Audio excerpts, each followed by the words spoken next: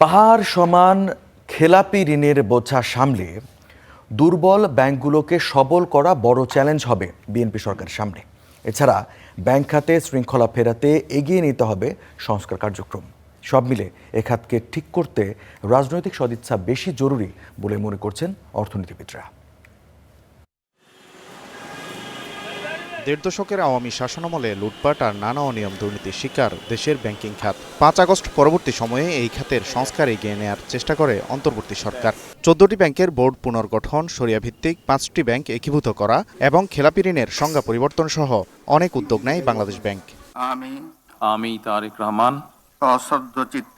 সশস্ত্র চিত্রে শপথ। ১২ ফেব্রুয়ারির নির্বাচনে নিরঙ্কুশ বিজয় পেয়ে সরকার গঠন করেছে বিএনপি।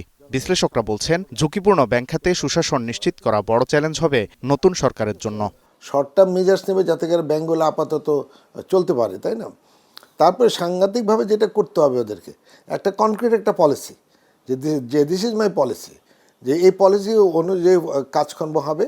যারা টিকবেন তারা টিকে থাকবেন, যারা টিকবেন না দে মাস্ট গো। সবশেষ হিসেবে দেশের ব্যাংক খাতে খেলাপি ঋণের পরিমাণ প্রায় ৬.৫ লাখ কোটি টাকা। বিপুল পরিমাণে এই খেলাপি ঋণ আদায়ে লাগবে সুনির্দিষ্ট পরিকল্পনা।